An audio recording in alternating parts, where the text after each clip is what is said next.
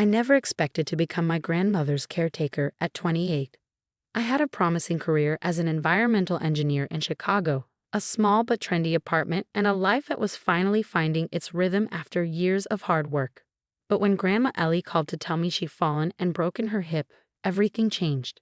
"It's nothing serious, Sam," she'd insisted over the phone, her voice weak despite her efforts to sound strong. "The doctor says I'll be fine after some rest." But I knew better. At 84, a broken hip was serious, and Grandma Ellie lived alone on the old family farm in rural Oklahoma, 20 miles from the nearest hospital and far from any relatives. The 100-acre farm had been in our family for 3 generations, though the actual farming had stopped years ago when Grandpa died. Now it was just Grandma in that big old farmhouse, surrounded by empty fields and memories. I took a leave of absence from my job and flew home the next day. The plan was to stay for 2 weeks, help Grandma get set up with in-home care, and return to my life. 2 weeks turned into a month turned into 3, and gradually I realized I couldn't leave her.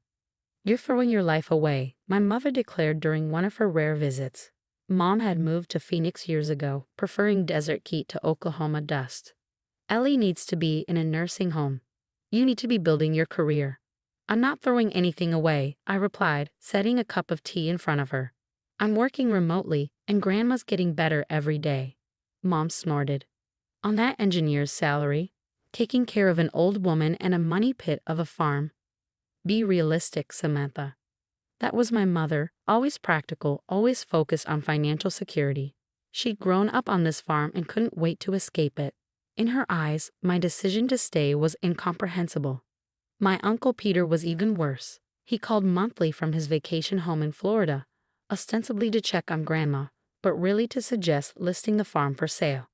"That property's worth good money, Sam," he'd say, as if I didn't know. "Not the house. That's falling apart. But the land. Developers would snatch it up. Ellie could live comfortably in a nice facility, and there'd be plenty left over." By plenty left over, he meant his inheritance. Uncle Peter had never hidden his expectation that, as Grandma's only son, he deserved the lion's share of whatever she left behind. Then there were my cousins, Jessica and Mark, who visited on holidays with expensive gifts and loud voices, filling the quiet farmhouse with forced cheer before disappearing back to their busy lives. They never stayed long enough to help with Grandma's physical therapy or medication management. They certainly never emptied a bedpan or helped her bathe when she was too weak to do it herself. "You're a saint, Sam," Jessica would say, air kissing my cheek on her way out. "I don't know how you do it. Don't you get bored out here with nothing happening?" But there was plenty happening, just not the kind of excitement Jessica would recognize. There was Grandma regaining her ability to walk unassisted. There was the victory of her first trip up the stairs without pain. There was the garden we planted together, Grandma directing from her chair while I dug in the rich Oklahoma soil. And there were the stories. In the quiet evenings on the porch, watching the sun set over the empty fields, Grandma Ellie told me about her life. Stories I'd never heard before. About how she'd met Grandpa at a dance during World War II. About the early years on the farm when drought nearly ruined them. About the oil companies that had approached them decades ago, offering to buy mineral rights, and how Grandpa had steadfastly refused. "Edgar always said this land was our legacy, not something to be exploited," she explained, her weathered hands smoothing the quilt across her lap. "He wanted to pass it down intact, the way his father passed it to him." What she didn't tell me, what none of us knew, was that Grandpa hadn't simply refused those oil companies. He'd made a different kind of deal altogether. I found out a year later when Grandma Ellie passed away peacefully in her sleep. I'd been with her until the end, holding her hand as she drifted off, whispering that she was loved. The pain of losing her was sharp and deep, a physical ache that made it hard to breathe. The funeral was held in the small church where Grandma had attended services for over 60 years. The pews were filled with neighbors and friends, people whose lives she touched with her quiet kindness. My family was there too, of course. Mom flying in from Phoenix, Uncle Peter from Florida, cousins Jessica and Mark from their respective cities. "You look exhausted," Mom commented, eyeing me critically. "When was the last time you had a proper haircut?" I ignored the question, too tired for her particular brand of concern. I'd spent the last year caring for Grandma, watching her good days slowly become fewer than her bad ones. A haircut hadn't been a priority. After the service, everyone gathered at the farmhouse. It was the first time in years that the old place was full of people, the rooms echoing with voices instead of silence. I moved through the crowd in a daze, accepting condolences and trying to be a good host despite my grief. "Have you thought about what you'll do now?" Uncle Peter cornered me in the kitchen as I was refilling the coffee pot. "With Ellie gone, there's no reason for you to stay here." "I haven't decided," I said truthfully. My job in Chicago had long since been filled by someone else. The farm was the closest thing I had to a home now. "Well, don't make any hasty decisions," he advised, lowering his voice. "I've been talking to a developer who's very interested in this property. Once the will is settled, we could all do very well." I just nodded, too emotionally drained to argue. Let him have his plans. The truth was, I had no idea what Grandma's will contained. She'd updated it 6 months ago with her lawyer but hadn't shared the details with any of us. The reading of the will was scheduled for the following week at Mr. Harrington's law office in town. It was a small plain room with uncomfortable chairs and outdated magazines in the waiting area. We all gathered there, Mom, Uncle Peter, Jessica, Mark, and me, an awkward family reunion under fluorescent lights. Mr. Harrington was in his 70s, a contemporary of Grandma's who'd handled the family's legal matters for decades. He adjusted his glasses and began reading the formal legal language, while Uncle Peter leaned forward eagerly in his chair. "To my son, Peter," Mr. Harrington read, "I leave the sum of $50,000 and my collection of antique fishing gear that belonged to his father." Uncle Peter's face fell. 50,000 was a substantial amount, but nowhere near the value of the farm he'd been counting on. "To my daughter, Linda," the lawyer continued, nodding toward my mother, "I leave $50,000 and my jewelry collection, including the pearl necklace she always admired." Mom nodded stiffly, her expression unreadable. "To my grandchildren, Jessica and Mark, I leave $25,000 each, with the hope that they will use it wisely." Jessica and Mark exchanged glances. Like their father, they'd expected more. "And to my granddaughter, Samantha," Mr. Harrington adjusted his glasses again, "who stayed by my side when I needed her most, I leave the farmhouse and all 100 acres of the surrounding land, along with any assets or rights pertaining to that property." The room went silent. Then Uncle Peter let out a sharp laugh. "The farmhouse? That's falling apart. And those fields haven't produced a crop in years." "The land alone must be worth something," Mom interjected, giving me a calculating look. "Especially if that developer is still interested." Mr. Harrington cleared his throat. "There is a personal letter for Samantha as well," he said, handing me a sealed envelope with my name written in Grandma's shaky handwriting. The rest of the meeting passed in a blur of paperwork and thinly veiled disappointment from my family. Uncle Peter was already on his phone as we left the office, presumably calling his developer contact to see if the deal could still be salvaged through me. "Don't make any decisions without consulting us," he instructed as we stood in the parking lot. That property represents a family legacy. A family legacy he'd been eager to sell to the highest bidder just minutes before. I nodded silently. "You should at least hear what offers are out there," Mom added. "That old house needs more work than it's worth. Be practical, Samantha." I promised to think about it, mostly to end the conversation. All I wanted was to go back to the farm, my farm now, and read Grandma's letter in private. Once home, I sat on the porch swing where Grandma and I had spent so many evenings and carefully opened the envelope. "My dearest Sam, if you're reading this, I've moved on to be with your grandfather, and the farm is now yours. I want you to know this was always the plan, even before you came to help me after my fall. Your grandfather and I saw something in you from the time you were small, a love for this land that none of our other children or grandchildren shared. What you don't know, what none of the family knows, is that Edgar didn't simply refuse the oil companies all those years ago. He was shrewder than that. He sold mineral rights to a small portion of the property, just 10 acres on the far north corner, but retained the rights to the rest, believing that someday those rights would be far more valuable. He was right. 6 months ago, Mr. Harrington helped me negotiate a deal with Meridian Energy. They've confirmed significant oil deposits on our land, Sam. The contract is in the safe behind your grandfather's portrait in the study. The combination is our wedding date, 06 to 12/39. The first wells will be installed within a year of my passing. The income will be substantial, enough to restore the farmhouse, enough to live comfortably, enough to do whatever you dream of doing while keeping our land intact. This is your legacy now. Not just the money, but the responsibility of stewardship. This land has been in our family for generations, and now I'm trusting it to you.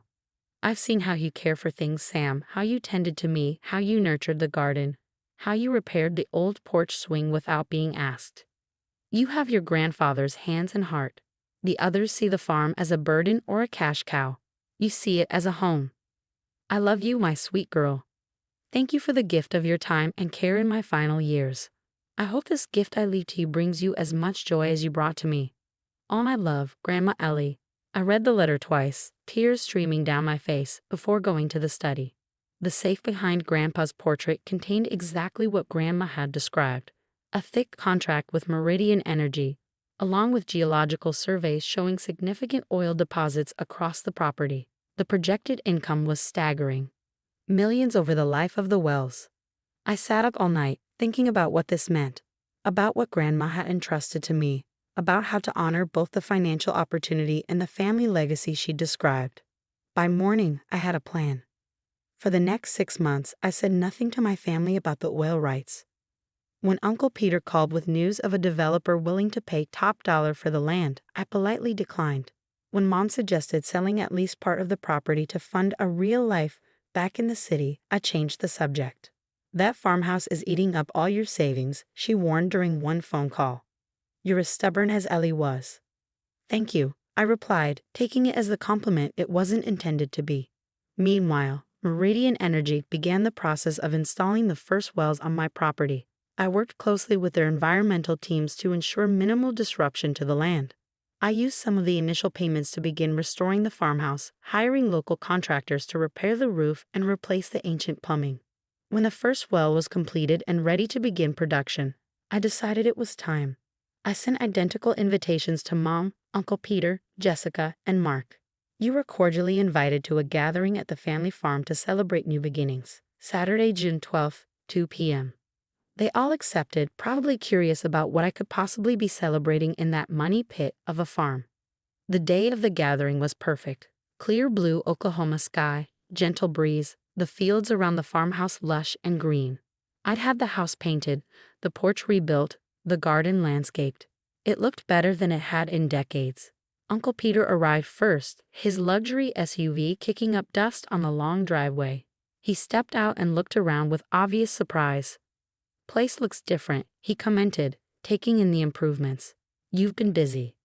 I have, I agreed, leading him to the back porch where I'd set up refreshments. Mom, Jessica, and Mark arrived soon after, all making similar observations about the farm's transformation. This must have cost a fortune, Mom said suspiciously. Where did you get the money, Samantha? That's actually why I asked you all here today, I replied, handing each of them a glass of Grandma's favorite lemonade. I wanted to show you something. I led them across the backfield, following a newly graveled path toward the north corner of the property. As we crested a small hill, the oil well came into view, a pumping unit moving rhythmically up and down against the horizon. They all stopped in their tracks. Is that? Uncle Peter began, his voice faltering. An oil well. Yes, I confirmed. The first of several Meridian Energy will be installing over the next year. There's oil on this property? Mark asked incredulously. Quite a lot, according to the surveys. I handed each of them a copy of a simplified version of the contract. Grandpa suspected it decades ago. He sold mineral rights to a small section but kept the rest. Grandma finalized this deal 6 months before she died. They stared at the papers, then at the well, then at me, their expressions a mix of shock, confusion, and dawning comprehension. All this time, Uncle Peter said slowly, when we thought this land was worthless. It was never worthless, I corrected him. It was always valuable, as our family home, as our heritage, as the place Grandma and Grandpa built their lives. The oil is just a bonus. How much? Jessica asked bluntly, scanning the contract. How much is this worth? The projections are in the contract, I replied. But it's substantial. Mom looked up from the papers, her face pale. And Ellie left all of this to you? Just you? She left me the farm and everything pertaining to it, I confirmed, including the mineral rights. A heavy silence fell over the group as they processed the implications. The worthless farm they'd urged me to sell was now revealed as an asset worth millions. The year I'd wasted caring for Grandma had resulted in an inheritance beyond any of their expectations. "Well," Uncle Peter finally said, forcing a smile, "I suppose congratulations are in order. You certainly lucked out, Sam." "It wasn't luck," I said firmly. "Grandma made a choice, just like I'm making one now." I handed each of them a second document, a legal agreement establishing the Ellie and Edgar Williams Foundation. 50% of the oil revenues will go into this foundation, I explained. Its mission is to support sustainable agriculture, environmental conservation, and elder care in this county. I'm establishing it in Grandma and Grandpa's names. "And the other 50%? Mom asked. "Is mine," I said simply. "To maintain this farm, to live my life, and to ensure this land stays in the family for the next generation, just as Grandma and Grandpa wanted." "You could sell it all now and be set for life," Mark pointed out. "Why hang on to this place?" I looked around at the rolling fields, the old farmhouse in the distance, the big oak tree where Grandpa had built a swing decades ago. "Because some things are worth more than money," I said. "Grandma always told me that true wealth isn't what you have, but who you are. I believe that." My family stayed for another hour, asking questions about the oil deal, the foundation, my plans for the farm. The conversations were strained, undercurrents of regret and resentment flowing beneath their congratulatory words. But I didn't mind. I hadn't invited them to gloat or to make them feel guilty. I'd invited them because despite everything they were still family, and because I wanted them to understand what Grandma had tried to teach us all, that care and presence matter more than material success, that legacy isn't just about money, and that sometimes the things that appear least valuable hold the greatest worth. After they left, I sat on the newly rebuilt porch swing as the sun began to set. In the distance, the oil well continued its steady rhythm, pulling hidden treasure from deep within the land. But the real treasure, I knew, was the lesson Grandma had left me: to see value where others see nothing, to care for what matters, and to understand that the richest legacies aren't always visible to the casual observer. I ran my hand along the smooth wood of the swing, feeling closer to Grandma than I had since her passing. "I understand now," I whispered to the evening air. "Thank you." And somewhere, I like to think, Grandma Ellie was smiling.